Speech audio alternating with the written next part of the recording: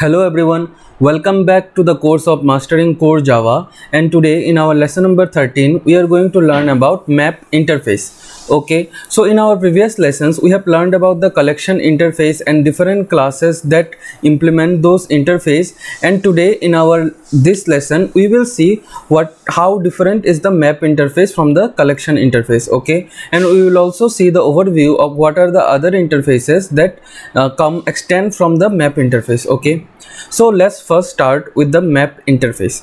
So your map interface is a type of interface that lets you store a key value pair. Okay, that means for a unique key you can store a value. So that is the basic understanding of your map interface. Okay, so another thing, in our today's lesson we will just see the theoretical basis of these interfaces, and then in our next lesson we will start with our coding. Okay, so first, as I said, in the map interface it is a key value pair. Okay, so it provides us with some operations like put. Okay, in case of our collection interface we had add, and in case of map interface we have put. Okay, so the put allows you to enter a key and a value. All right, and then you have a get. Using a key you can get the value of that specific key. All right, likewise we have some is empty. All right, to check whether it is empty we can get the size of the map. Then we also have, of course, we have the remove. Using the key we can remove it. All right, then we have equals. Okay, that is common for objects, of course, and then we also have entry set. All right, yeah, so the entry set is a inner class. Okay, this method actually gives you the entry set. The thing is, for a map interface, for any map class, you cannot iterate using a iterator. All right, so how can you achieve the iteration? So for that you need to convert the map into a set. So for that we use the entry set method. This entry set actually returns a map.entry. Okay, we will understand about it in some time. Okay, before moving on to map.entry, let's see what is sorted map. So your sorted map is nothing but it extends from the map interface itself, and like how your sorted set was, sorted map is actually just a works in the similar manner. That means the key value pair inside the map, okay, those will be in a sorted manner. So it uses the same method from your map interface, of course, because it is extended from the map interface. And then you can also use some more methods like submap. Okay, you can use submap, then you can use first key. All right, the first key will return the first key in the map. Okay, so I hope you understood sorted map. And next we have our navigable map.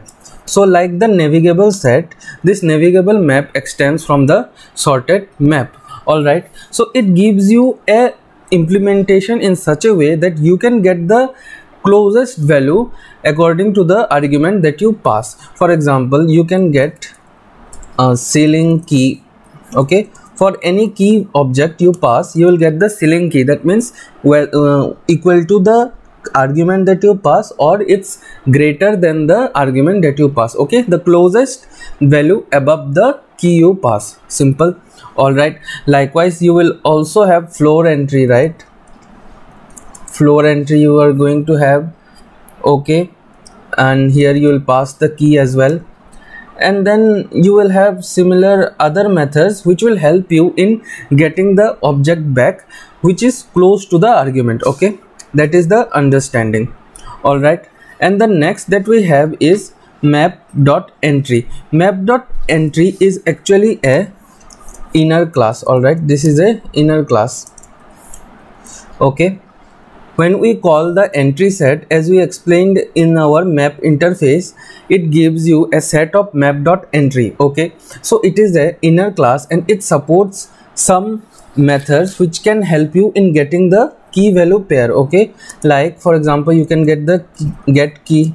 All right, then you can also get value for the objects. All right, and you can also set the value. Okay, you can set the value. All right, So these are the basic interfaces that are supported as part of our map interface. Okay, the parent is your map interface, then you have your sorted map where you have the sub map and you will have it in a sorted order, of course. Then you have your navigable map where you get the value that is closest to the argument that you pass, and then we have our inner class, okay, that is the map.entry, and it will have your key and value in a separate order. Okay, not order, it will have the values, it will return the values using a separate method. Okay, here what we had in the map interface, we had get. Okay, using the get we had to pass the key, then only we get the value. But here in the map.entry, each object of the map.entry we will get a get key and a get value. Okay, using this we can get the key and value of that entry object. Okay, so when we, as I said, we cannot iterate a map, all right, but we can iterate a set, right? So when we call the entry set of map interface, we will get a set of map.entry. Okay, we will get a set of map.entry, and we know in the map.entry objects we will get key, get value and set value methods. All right, so using this we can iterate through the map, we can get the key, get the value, and also set the value of that specific entry object. Okay, so I hope you understood what are the map interface, what is sorted map, what is navigable map, and what is map.entry.